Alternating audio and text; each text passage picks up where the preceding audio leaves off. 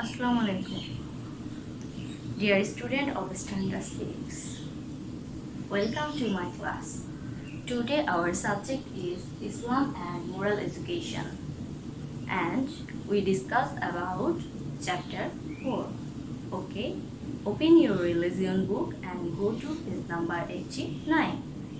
Okay, now we discuss about lesson 4, duty towards relatives. Okay, duty towards relatives. Here we first know about who is called relatives. In the perspective of Islam, those who are primarily eligible for getting rights after parents and children are relatives. Okay, in the perspective of Islam, those who are primarily eligible for getting rights after parents and children are relatives. The word relative has evolved from the word soul. Anybody related to the soul is called a relative. Okay, when people become intimate in life, they are relatives. Okay, in the sight of Islam, those who are eligible for getting rights after parents and children, brothers and sisters, uncles, aunts, father-in-law, mother-in-law are relatives. Here the word eligible mean capable of. Okay, eligible mean capable of. Anybody with whom there is a relationship of the soul is a relative. In a word, anybody related with the soul is a relative. Okay, in a word, anybody related with the soul is a relative. They are the very near ones, close ones. Okay, in the Islamic society, one has many duties towards the relatives exactly as one has duties towards parents. Those who are elders among the relatives should be shown respect and honor, and those who are younger should be shown affection and love. One has to behave very well with the relatives. We should behave courteously with our relatives regardless of their being rich or poor. Okay, here the word courteously mean kindly. Okay, courteously mean kindly. Essential help should be provided to the poor relatives. Allah says, pay charity to those who are your close relatives. Pay charity to those who are your close relatives. Okay, students, what did the Allah says regarding our relatives? Allah says regarding our relatives, pay charity to those who are your close relatives. If the relatives suffer from any disease, they must be given care and nursing. They must be kept in contact in dangers and adversity. Okay? Allah Himself orders us to behave properly with the relatives. Allah also says about relatives, behave well with your parents and also behave excellently with your close relatives. He also says, Allah orders you to establish justice, to be decent to one another and to carry out the rights of the relatives. The relatives cannot be hurt in any way. Relationship must not be served with them. Regarding this, the Prophet ﷺ says, a community where there are people who serve relationship with their relatives is not short with mercy by Allah. Okay? What did the great Prophet Hazrat Muhammad ﷺ say regarding our relatives? A community where there are people who serve relationship with their relatives is not shown with mercy by Allah. But the relatives cannot be helped or assisted if they do any evil deed. Rather, it is our responsibility to stop them from doing anything wrong. If one behaves lovingly with the relatives, it brings benefit on earth. The Prophet Hazrat Muhammad Sallallahu Alaihi Wasallam say, the person who wishes that his livelihood and lifetime be increased should behave decently with the relatives. Okay? We shall all behave well with our relatives and give them their due share. We shall help them in their plight and assist them in all their fair activities. Okay, that's the end of this lesson. And at the end of this lesson, we learn about what do we understand by rights of the relatives. Okay, in Islamic point of view, after performing the duty to our parents, these relatives have got the right to seek cooperation and well treatment from us. In this regard, it is said in the Holy Quran, pay charity to those who are your close relatives. It has been emphasized in the Holy Quran that one should remain conscious about the rights and duties of one's relatives. Okay. Now we go to our next lesson. Our next lesson is lesson 5. Here the topic is duty towards neighbors. Okay. Duty towards neighbors. Okay. Here first we know about who is called neighbors. Man is a social creature. We live in the society. Many other people live around us. Those who live around us are our neighbors. Okay? Those who live around us are our neighbors.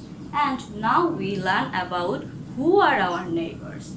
Neighbor is an alternative spelling of the word neighbor. Okay? Which is a term used to refer to people who lived in our community and who are close to us. Okay. The man who lives in the house next door to our house is an example of our neighbors. Okay. The man who lives in the house next door to our house is an example of our neighbor. Okay. Our Prophet Hazrat Muhammad Sallallahu Alaihi Wasallam has said 40 homesteads in front and behind, on the left and the right are all neighbors. Okay. According to Prophet Hazrat Muhammad Sallallahu Alaihi Wasallam, what is called neighbor? Our Prophet Hazrat Muhammad Sallallahu Alaihi Wasallam has said 40 homesteads in front and behind, on the left and the right are all neighbors. Okay. People living around us either permanently or temporarily are called neighbors. Even those who journey together may be termed as neighbors. Now we go the topic duties. Okay. We are Muslims. All those who live around us, the Hindus, the Buddhists, the Christians are all our neighbors. It is our duty to behave well with our neighbors. The Prophet Hazrat Muhammad Sallallahu Alaihi Wasallam say about neighbors, that person who is good to his neighbors is the best to Allah. Okay? What did the great Prophet Hazrat Muhammad Sallallahu Alaihi Wasallam say regarding neighbors? That person who is good to his neighbors is the best to Allah. Okay? Neighbors must be given cooperation in danger. The great Prophet Hazrat Muhammad Sallallahu Alaihi Wasallam further says, that person who spends the night in comfort with a hungry neighbor nearby has not brought faith on me genuinely. It is necessary to keep track of neighbors when they are sick or in adversity. None should find out the minor faults of the neighbors, and it is our moral obligation not to give them any sort of pain and not to behave unjustly with them. Okay, here the word obligation. Obligation means duty. Okay. The Rasul Sallallahu Alaihi Wasallam says, the person whose neighbors are not safe from his or her torture and indecent behavior will not enter Jannah. Okay? The rights of one neighbors are like a holy deposit to another. Okay? At this para, now we learn about the rights of neighbor. Okay? The right of one neighbor are like a holy deposit to another. This custody must be kept safe. Every neighbor, whoever he or she may be or of whatever nature he or she may be, must be given equal dignity. It falls within the duties of a neighbor to convey salam to another neighbors and to invite them to meals. It is also a part of the responsibilities to exchange gifts. Hatred cannot be shown to them and they cannot be thought mean or negligible. Regarding the right of the neighbors, the great Prophet Hazrat Muhammad says, the right of a relative is, if he falls ill, that you will nurse him. If he dies, you will go up to the graveyard with his dead body and take part in the funeral. If he is in need, you will lend him money. If he feels provided himself cloth, you shall provide him cloth. Don't build your house higher than his or hers, so that you do not deprive him or her of the free flow of air. Here, the word deprived means separated. Okay? You must not afflict him or her with the heat of your heart. If you cannot help doing this, of course, send him or her a portion of your food.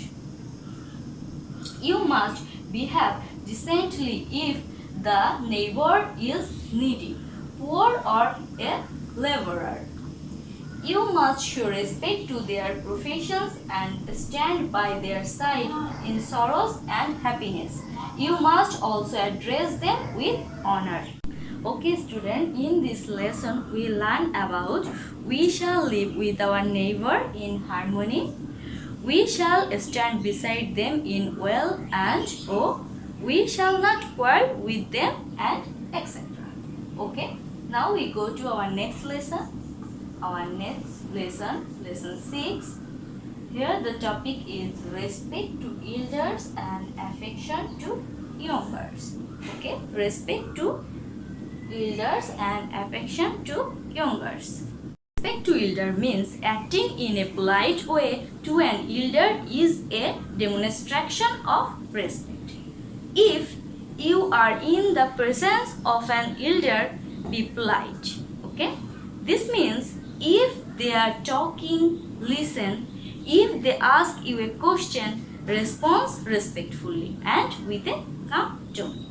Do not interrupt them and always ask if they need anything. Affection to younger means show adorable behavior to youngers. So we should not talk with angry tone with the youngers. Okay? One of the most admirable features of human character is his or her ability to respect the elders and to have affection for the younger ones. Here the word admirable means praiseworthy. A person who respects the elder and shows affection for the younger is an ideal person. Okay? Who is an ideal person? A person who respects the elder and shows affection for the younger is an ideal person. Our dear Prophet Hazrat Muhammad Sallallahu Alaihi Wasallam used to honor the elders and love the younger ones. He always tried to meet the loving demands of the children. The importance of loving the elders and giving affection to the younger one is great. Through this, the younger ones learn to respect the elders and the elders love and give affection to the younger ones. As a result, a blissful condition is created in the society. the great Prophet Hazrat Muhammad Sallallahu Alaihi Wasallam says about respect to elders and affection to youngers. The person who does not show affection to the younger ones and does not respect the elders is not to be considered as my follower. Okay? Saying salam to the elders, showing honor to them, talking with courtesy, helping the elder in their works, abiding by their orders and advice, and to make room for the elders by standing up are all moral and human responsibilities. Okay? Here we learn about what are our responsibility to elders. Okay? By showing honor to the elders, one can acquire special virtues and achieving Jannat will become easier for them. It is the responsibility of the elders to show affection to the younger ones and to encourage them in noble deeds. This broadens the minds of the younger ones.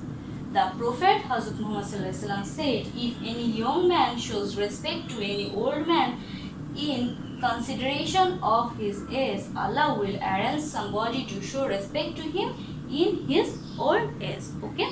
At the end of this lesson, we learn many things. First, we know about what is respect to elders and what is affection to youngers. Then we learn about who is an ideal person. Then we learn about what did the great Prophet Hazrat Muhammad Sallallahu Alaihi Wasallam say about respect to elders and affection to youngers. And then what are our responsibility to elders, and then what are the responsibility of the elders to youngers. Okay, that is the end of this lesson. And now we go to our next lesson. Our next lesson is lesson 7. Here the topic is good manners with classmates. Here first we know about good manners. The treatment of other people with courtesy and politeness and showing correct public behavior is called good manner. Okay? The treatment of other people with courtesy and politeness and showing correct public behavior is called good manner. Man is a social being. He has to work with others in the society. There are many others studying in the school with us. Those who study with us in the same class are classmates. Okay? Who are classmates? There are many others studying in the school with us. Those who study with us in the same class are classmates. We have warm and sweet relationship with our classmates. Our classmates are like our siblings. Here the word siblings mean each of two or more children, both parents in common. Okay? Now we learn about what are the responsibilities to our classmates. We care for the convenience and inconvenience of one another in the school. Here the word convenience means utility. If any of our classmates fall ill, it is our duty to nurse him or her. If necessary, we should help him or her to get to the doctor. If anybody is without essential things like books, exercise books, pen, pencil, etc., we should lend them those things. If any of our classmates is sad, dejected or worried, we should try to remove the depression. We must behave well with our classmates. They must be addressed with decent words. We must refrain from such expressions as would make one feel mean. We must give dignity to one another. Bitter words must not be exchanged among classmates. We must refrain us from such behavior as it may hurt someone. If someone falls in any kind of danger, we must try to help them. If somebody is in anguish, we must console him or her. We shall not call anyone by chasing names and shall not hurt anybody. We must not try to put someone to shame by finding out their faults. We feel happy at the happiness of our classmates and feel sorry at the ill news of someone. We advise him or her to have patience. If we hear about somebody's good news, we share it with him or her. If we behave well with the classmates, the environment in the class and that of the school remains good. It is very essential for good education. Okay. Now this lesson is finished here. Okay students, at the end of this lessons we learn about some forms of akhlaq in Hamida. All good manners should acquire by us.